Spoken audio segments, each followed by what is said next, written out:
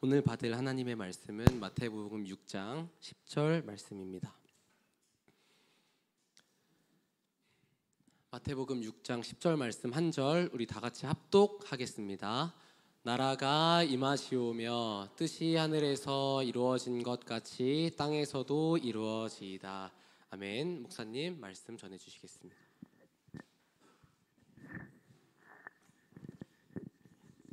드디어 기도집이 완성이 됐습니다. 19부를 복사를 했는데 모자란 것 같아요.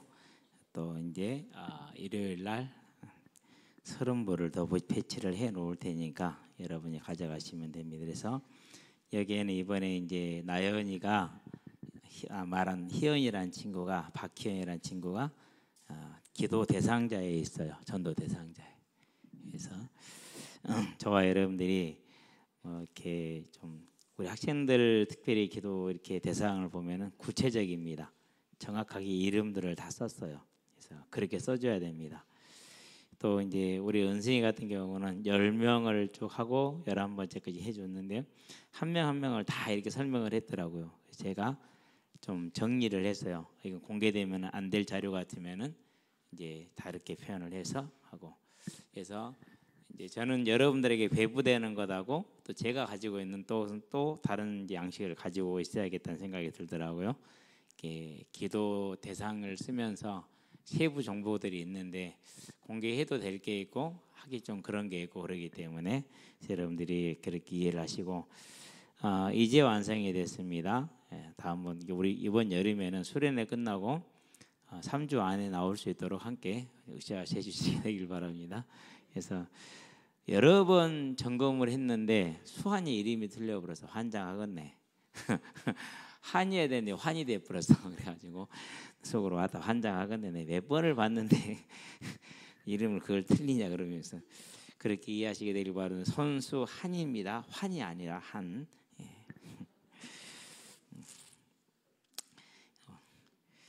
그렇게 이해하면 되겠고요. 자, 오늘 이제 말씀을 좀 빠르게 보고 기도 시야를 좀 갖도록 합니다.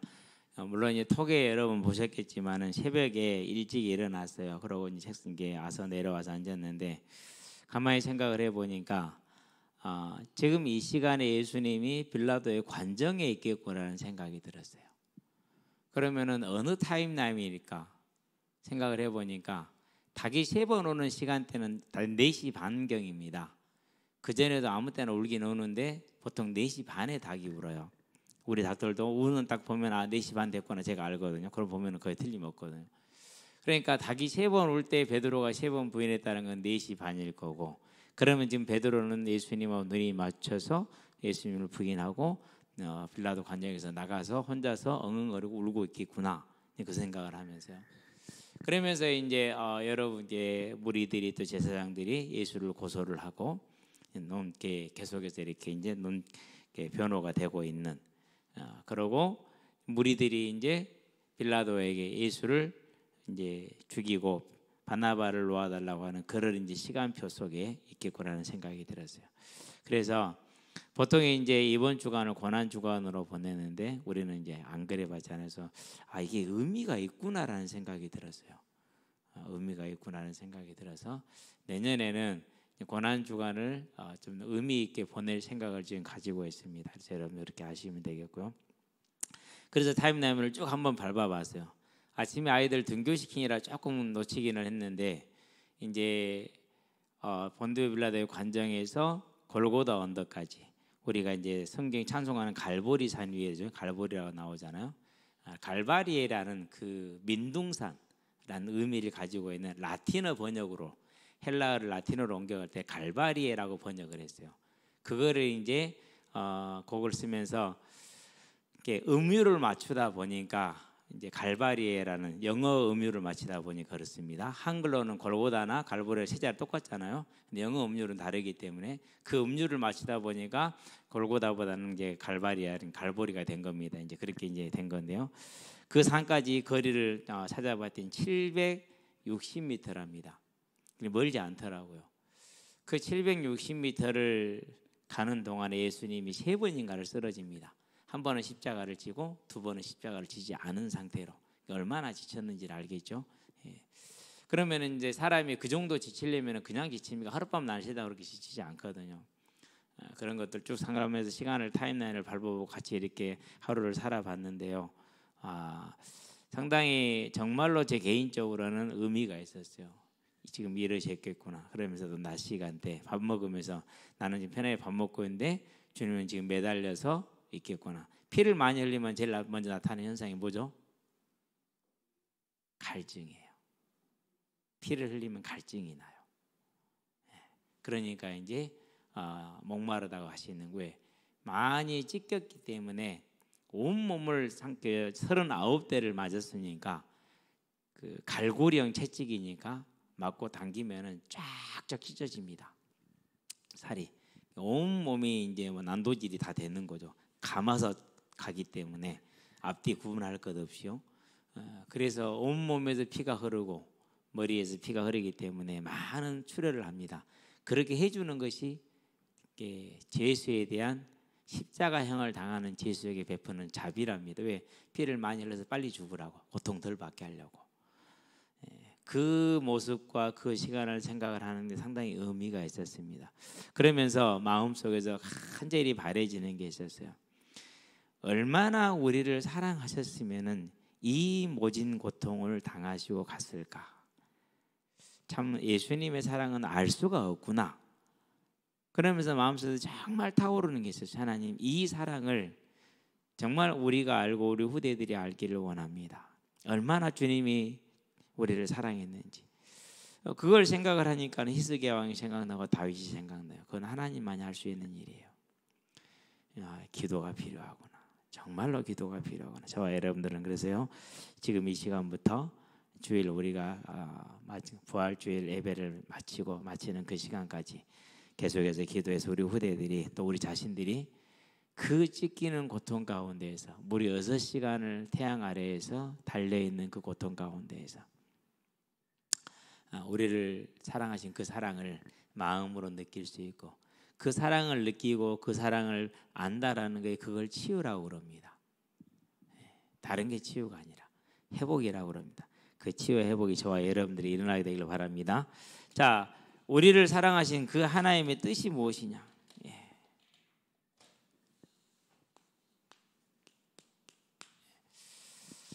오늘은 이제 이 말씀을 가지고 우리 수련의 말씀을 확인하면서 부활의 소망 가운데 서게 되기를 원합니다. 2024년 하나님이 저와 여러분들에게 병고로 마병으로 서게 하셨습니다. 여기 있는 우리 후대들에게, 우리 학생들에게 한 가지 제안을 여러분들한테 해줍니다. 뭘 제안을 해주느냐? 여러분의 삶을 이렇게 한번 전환을 한번 해보시게 되기를 바랍니다. 나를 위한 삶이 아니라 누군가를 위한 삶.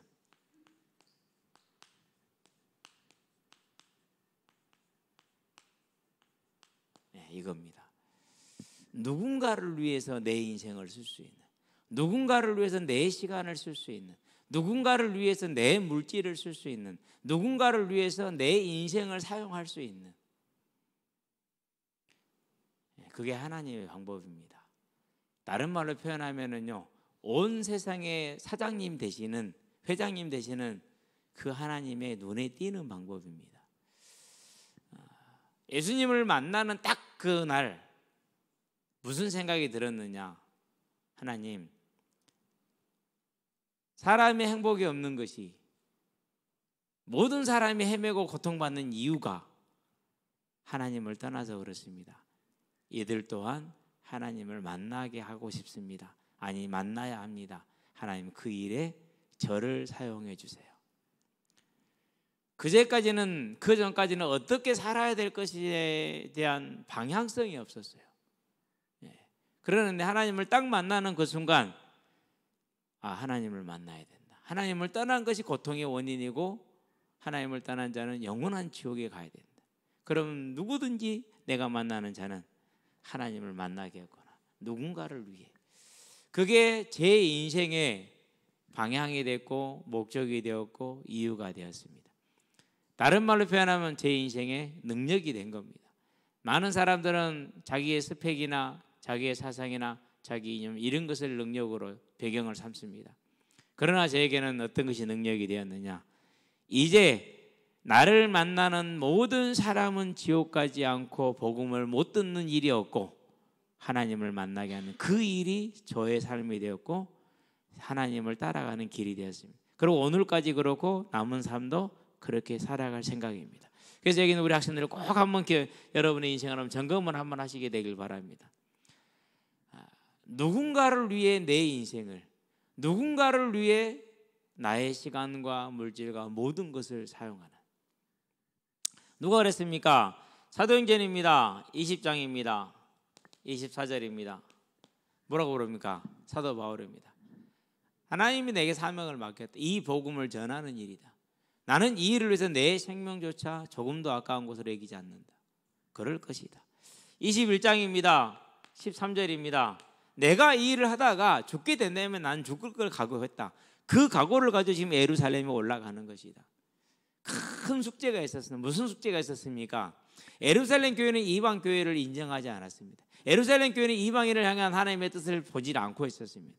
그러나 바울은 평생 사역을 하나님이 사용하시기에 이방인과 임금들과 유대인들에게 번뇌를 받았습니다.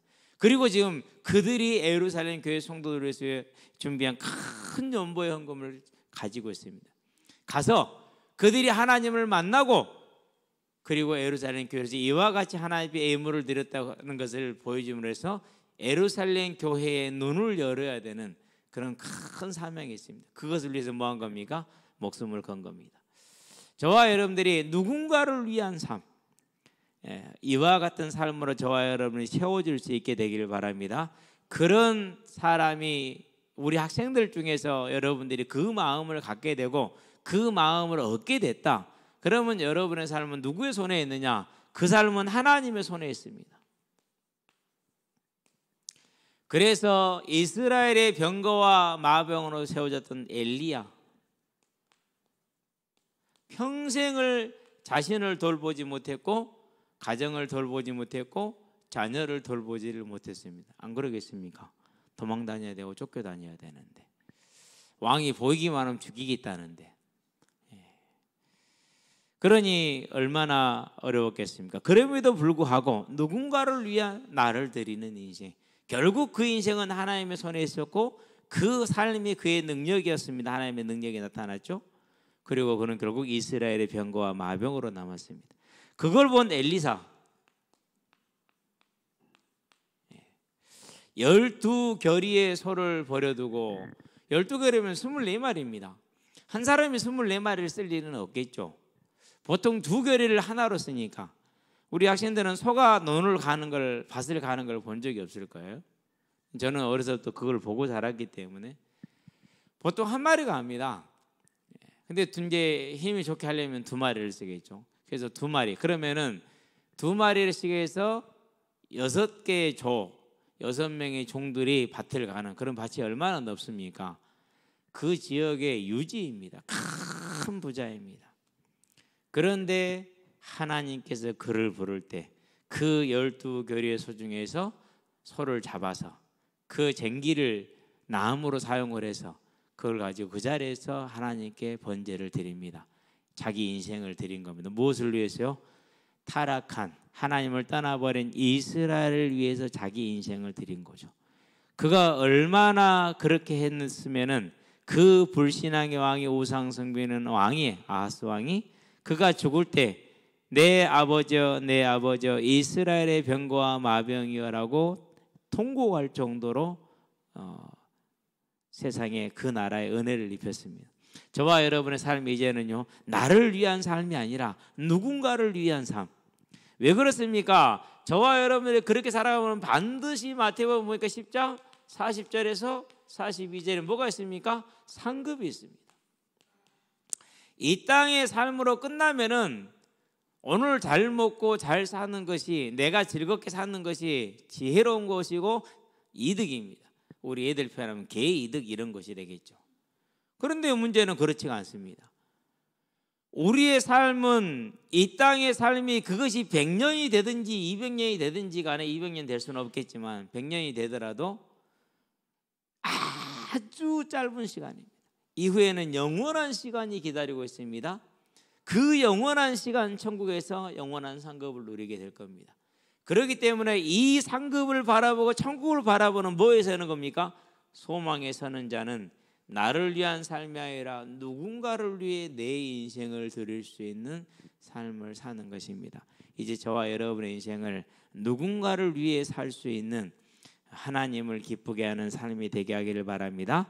그 삶은 반드시 영원한 즐거움을 가져올 것이고 이 땅에서도 하나님의 나라를 이루고 하나님의 교회를 이루고 하나님의 교회와 나라의 병거와 아버지가 될 줄로 믿습니다. 자, 그러는 중에 이번 주에는 의뢰라는 말씀을 받았어요. 네가 의뢰하는 이 의뢰가 도대체 뭐냐라고 랍사게가 히스기야 왕을 조롱합니다. 그러면은 우리가 어디 가운데 만났었을 때요? 문제 가운데 처했을 때입니다. 다윗을 볼까요? 다윗은 어린 아이 때부터 문제 속에서 자랐습니다. 철이 들기 전부터 차별 속에서 자랐습니다. 8 아들 중에서 종과 다를 바 없는 취급을 받습니다. 그게 자기 집에서의 다윗의 모습입니다. 보통 요즘은 뭐 한둘밖에 안 나기 때문에 그런 일이 별로 없지만은요, 예전에는 안 그랬어요. 6명, 7명, 5명에서 7명 이랬거든요. 그러면은 대부분이 첫째를 가리키는데 모든 걸 투자하고 나머지는 첫째를 위해서 전부 다 희생을 시켰어요. 대부분 그랬어요. 가난했기 때문에. 그래도 그걸 원망하는 자녀들은 별로 없었어요. 그냥 어쩔 수 없이 아버지가 그랬다. 왜? 아버지 엄마도 아버지도 못 먹고 못 입고 살았기 때문에 다 이해를 하고 넘어갔죠. 근데 이제 좀 잘 살게 되니까 보통 사람들이 아이들이 보면 다 그래요. 아, 엄마 아빠가 누구를 더 예뻐하네? 남동생을 더 예뻐하네? 오빠를 더 예뻐하네? 형을 더 예뻐하네? 이제 이런 것을 보면은 삐져요. 많이 삐져요. 인생 자체를 삐져요. 그러니까 그건 안 되는 거죠. 그럴 수 있다고 생각을 하는데 그건 자기 손해죠. 근데 다윗은 그런 중에서 삐졌느냐? 안 삐졌어요. 골리앗을 만났습니다. 아무도 감당할 수 없습니다. 운동을 해본 사람은 압니다. 체급이 깡패입니다.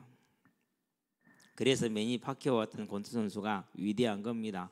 무려 8체급을 속거나 있지 않습니까? 플라이급에서 시작을 해서 계속해서 웰터급까지 올라갔어요. 상상을 초월하는 그런 능력을 지니는데 어쨌든 체급이 깡패요. 근데 키가 3m예요. 어려서부터 용사예요. 그리고 그 앞에는 방패든 자들이 딱 서 있어. 접근도 못해요. 가까이 가서 칼도 없어요. 아무것도 가진 게 없어요. 물론 이스라엘은 칼이 많지 않았어요. 그러나 전쟁에 나온 왕을 비롯한 모든 병사들이 골리앗이 나오면 다 숨었어요. 다 도망갔어요. 무려 40일을 그러고 있었어요. 40일 어떻게 보면 완전한 4 곱하기 10이니까 완전한 숫자에 해당될 수 있습니다. 그럴 때 다윗이 왔어요. 그러고 그걸 봤어요. 모든 사람들은 도망갈 때 다윗은 뭐 했습니까? 할례 없는 자가 어찌 사시는 만군의 하나님을 모욕할 수 있느냐. 저는 못하겠어요. 근데 다윗은 그랬어요. 그래서 그걸 보면서 한 가지 또 도전을 합니다. 이 나라가 어떤 모습이든지 간에 교회를 어떻게 사람들이 말을 하든지 간에 다윗은 그런 상황에서 낙심하지 않았다. 그러면 이 나라를 위해서 기도해야겠구나. 출산율을 놓고 기도하고 또 많은 것들을 놓고 바라보면서 낙심하지 않고 기도로 도전합니다. 다윗이 그랬으니까. 자, 그러고 나서 다 골리앗을 죽였습니다. 영웅이 됐습니다. 그때부터 사울이 죽이려고 합니다. 10년을 도망 다녀야 됩니다. 작은 일이 아니죠. 그렇죠. 사울을 미워하지 않았어요. 오직 하나님의 영광에 누가 될까? 그거 하나만 염려하고 걱정을 했어요. 참 이해가 안 돼요. 그리고 사울이 죽습니다.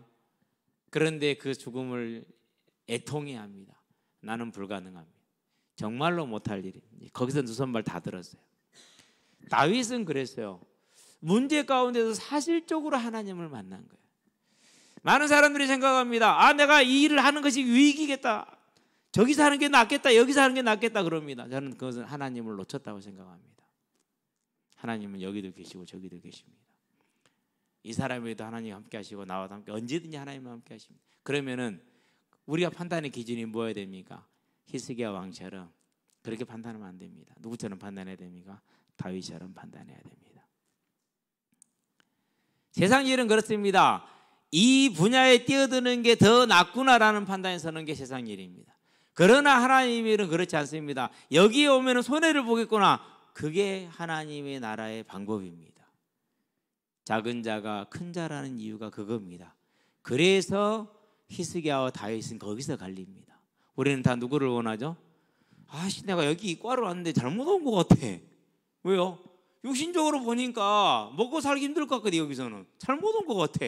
내가 이 직업을 택했는데 잘못 온 것 같아. 그게 하나님을 떠난 히스기야 왕입니다. 그러나 다윗은 그렇지 않습니다. 이 자리는 손해보는 자리구나. 그럼 내가 있어야지. 이 자리는 어려운 자리구나. 그럼 내가 있어야지. 이 자리는 힘든 자리구나. 그럼 내가 있어야지. 왜? 주님이 계시고 다른 사람은 오기 싫어하고. 그럼 누가 와야 돼요? 하나님 믿는 내가 와야죠. 근데 우리는 그렇지 않습니다. 히스기야 왕이 그랬습니다. 그래서 문제를 만났을 때 다윗과 히스기야는 거기서 다릅니다. 저는 자랑스럽게 애들한테 말합니다. 아빠는 인생을 살아온 동안에 단 한 번도 후회해 본 적이 없어. 후회할 이유가 없죠. 왜요? 매 순간 내가 주인 된 거잖아. 하나님이 주인 됐고 언제나 하나님의 뜻을 따라서 왔기 때문에 남들은 싫어하고 남들은 안 된다고 말하는 그 모든 길을 항상 갔기 때문에 걱정할 일이 없습니다. 손해볼 일도 없습니다. 왜? 남들은 안 하거든요. 경쟁할 일도 없습니다. 왜요? 남들이 볼 때 그 일은 처지는 일이거든요. 남들이 볼 때 그 일은 이득이 없는 일이거든요. 언제나 히스기야는 그런 식으로 생각했습니다. 그러나 다윗은 그렇게 생각하지 않았습니다. 그게 뭡니까? 누구를 의뢰하는. 저와 여러분의 인생이 이제 다윗의 길로 접어들 수 있는 사실적인 믿음이 되기를 바랍니다. 그래야 됩니다. 할 얘기는 아니지만 광야 올 때도 그랬어요. 모든 사람들이 아니라고 말하고 자천된다고 말했어요. 저는 그게 이해가 안 됐어요. 왜? 사람이 적은 곳에 가면은 자천된 것이고 힘 있고 사람 많은 곳에 가면은 승전하고. 그럼 뭐다 하나님 믿지 말고 세상에서 살지. 그 정도 기초도 안 지켜집니다. 저와 여러분들은 그렇게 히스기야 길을 쉽게 갑니다. 이제는 그 길이 아니라 다윗의 길을 가는 하나님의 사람들이 되기를 바랍니다. 그렇게 됐을 때 네가 의뢰하는 이 의뢰가 무엇이냐? 그러면 우리는 답할 이유가 없습니다. 하나님이 답하십니다. 천사 하나를 보냈습니다. 18만 5천 명이 그 밤에 죽습니다. 이 능력의 역사를 가지고 하나님 우리를 불렀는데 모든 사람이 그 자리에 싫다합니다. 왜요? 여기는 별로 볼 게 없다고, 볼 게 드러날 게 없다고, 영광될 게 없다고 싫어합니다. 저와 여러분은 그런 사람들 되지 않기를 바랍니다. 하나님이 일할 수밖에 없는 그 자리, 그게 저와 여러분의 자리가 되어야 됩니다. 이번 주간도 이 중심을 가지고 저와 여러분이 살아온 줄로 믿습니다. 앞으로는 더욱더 힘있게 그렇게 살아가시게 되길 바랍니다. 그러고 이제 우리가 점검할 게 수련의 말씀을 점검해야 됩니다. 수련회는 뭐가 중심이었습니까? 원단 메시지의 가장 핵심은 부활이었습니다. 이 부활에 대한 소망이 있어야 됩니다. 그 전에 그런 필요한 게 뭔가 부활의 생명이 필요합니다. 우리 애들 지금 쓰러져 있습니다. 저렇게. 여러분 저렇게 쓰러져 있어도 와서 앉아 있는 게 어디입니까? 앉아 있는 정도가 아니에요. 젖기도 해요. 오늘 또요 오랜만에요. 땡준이가요 얼굴이 보여요. 아파서 못 왔대요. 그런 생구라를 치면 됩니까? 그랬어. 망이도 아팠겠다 뒤질라고 하려다가 참았죠. 네, 고맙게 윤주 여자친구를 데리고 왔더라고. 친구 나놓고 공차인데 그럼 무슨 소리입니까? 복음 받으라는 소리이지. 그래서 당연히 또 그 자리에 앉아서 또 복음을 듣고. 생명입니다. 저와 여러분들이 하나님을 아버지로 그의 이름을 거룩히 여길 수 있다. 최고의 금수저라는 거 기억하시게 되길 바랍니다.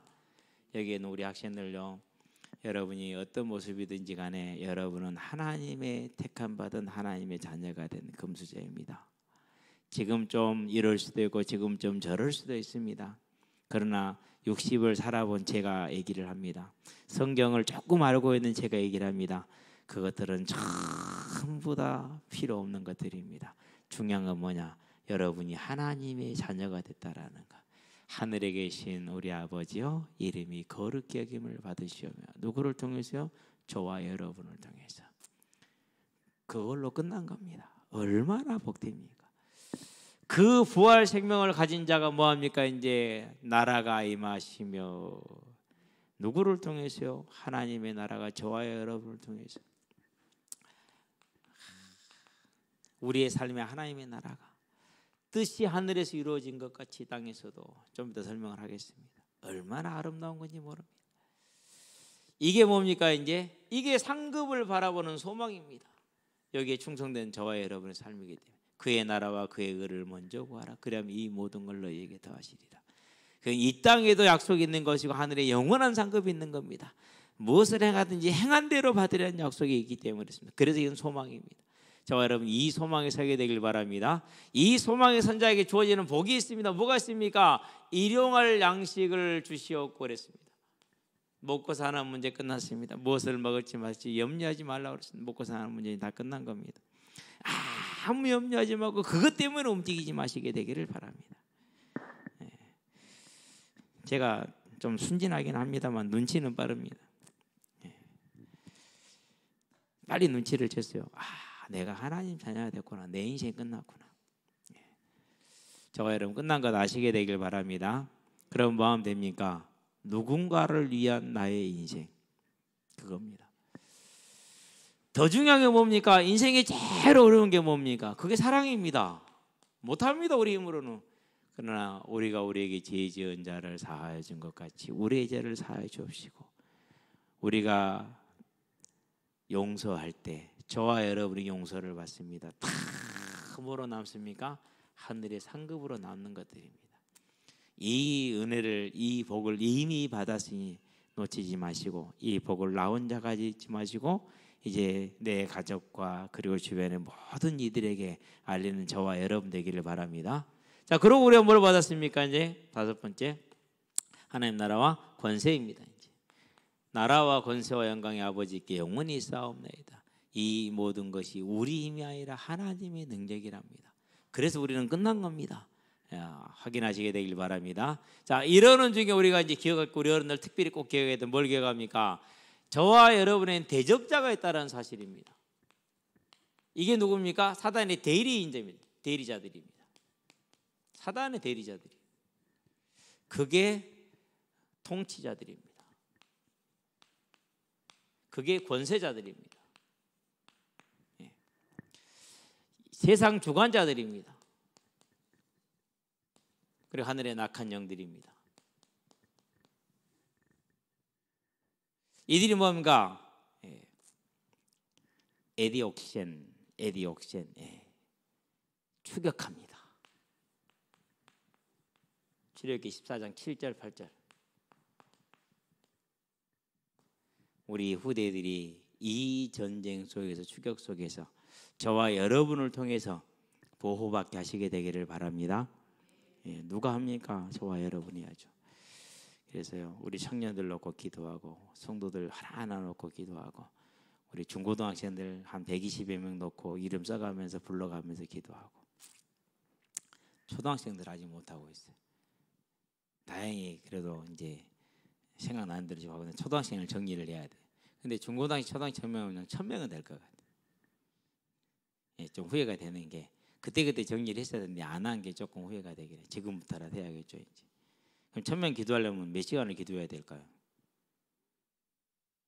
어떻게 하면 되죠?